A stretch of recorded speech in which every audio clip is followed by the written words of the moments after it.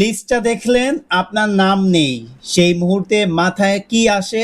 আজকের এই ভিডিওতে সেটাই বলবো, কারণ এই মুহূর্তটা সামলানো ব্যাটিং টেকনিকের চেয়েও জরুরি। কিন্তু একটু ভাবুন, সৌরভ গাঙ্গুলী কে জানেন? ১৯৯২ সালে জাতীয় দলে ডেবু করেন, তারপর বাদ পড়েন। পরের ৪ বছর কেউ তাকে দলে নেয়নি। তাহলে তিনি কি করলেন? ১৯৯২-এর পর সৌরভ গাঙ্গুলী রঞ্জি ট্রফিতে চলে গেলেন চুপচাপ। কোনো অভিযোগ নেই, কোনো ইন্টারভিউ নেই, শুধু রান মৌসুমের পর মৌসুম। ১৯৯৬ সালে England tour, Lords cricket ground, debut match. Sourav Ganguly প্রথম ইনিংসে ১৩১ রান করলেন। ৪ বছর অপেক্ষার পর সেই মানুষটা লর্ডসে সেঞ্চুরি করলেন। কিন্তু প্রশ্ন হলো, ওই ৪ বছর তিনি কি করেছিলেন? সেটাই আসল গল্প। সৌরভ গাঙ্গুলী শুধু রান করেননি, তিনি নিজের দুর্বলতা খুঁজে বের করেছিলেন, সেগুলো ঠিক করেছিলেন একদম চুপচাপ। আপনার সাথে পার্থক্য কোথায় জানেন?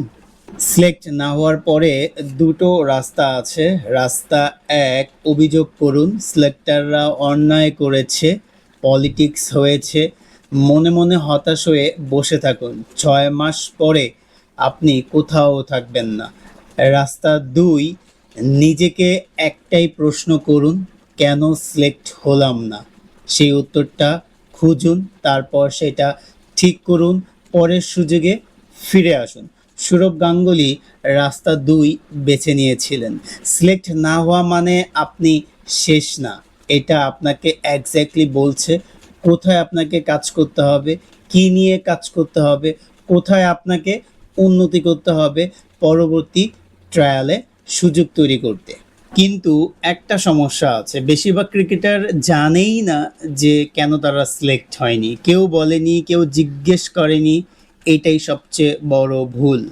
৪টা কাজ এখনই। ট্রায়াল শেষে কোচকে জিজ্ঞেস করুন আপনার সবচেয়ে বড় ভুল কোথায় ছিল। ইগো রেখে না, সত্যিটা শোনার জন্য জিজ্ঞেস করুন। ওই একটা উত্তরই আপনার পরের ৩ মাসের রোড ম্যাপ হতে পারে। সবকিছু একসাথে না, যে একটা দুর্বলতা সবচেয়ে বড় পরের ৩ মাস শুধু সেটা। আপনি জাসপ্রীত বুমরাকে দেখুন, তার অ্যাকশন দেখে কেউ টেক্সটবুক বলবে না, কিন্তু তিনি তার একটা জিনিস ইয়র্কার এতটাই পারফেক্ট করেছেন যে বিশ্বের সেরা ব্যাটাররাও পারেন না। তাই আমি বলছি, আপনি একটা জিনিস পারফেক্ট করার চেষ্টা করুন, একটা জিনিস পারফেক্ট করুন এখনই। ডেট না জানলে লক্ষ্য নেই, লক্ষ্য না থাকলে ব্যথা নেই, ডেট জানলে ব্যথাটা মোটিভেশনে পরিণত হয়। তাই পরবর্তী আবার কবে ট্রায়াল হচ্ছে এখনই জেনে নিন। ক্রিকেট ছেড়ে দিব আর কখনো ট্রায়াল দিব না, এই সিদ্ধান্তগুলো ব্যথার মুহূর্তে নেওয়া, এগুলো সত্যিকারের সিদ্ধান্ত না। একটু অপেক্ষা করুন, তারপর সিদ্ধান্ত নিন। সৌরভ গাঙ্গুলী ৪ বছর অপেক্ষা করেছিলেন, লর্ডসে সেঞ্চুরি করেছিলেন, সেই ১৩১ রানের ইনিংসটার কথা বলছি। তারপর ভারতের সবচেয়ে সফল ক্যাপ্টেন্সের একজন হয়েছিলেন। কিন্তু যদি সৌরভ গাঙ্গুলী ১৯৯২ সালে দল থেকে বাদ পড়ার পরে ক্রিকেট ছেড়ে দিতেন, তাহলে আজকে তার নাম কেউ জানতো না।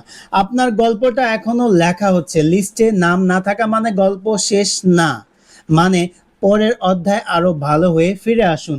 কমেন্টে বলুন আপনি কি কখনোই সিলেক্ট হননি, তারপর কি করেছিলেন। আর এই ভিডিওটা সেই বন্ধুকে পাঠান যে এই কষ্টে আছে। দেখা হচ্ছে পরের ভিডিওতে। ক্রিকেট নিয়ে কথা বলতে থাকুন। আল্লাহ হাফেজ।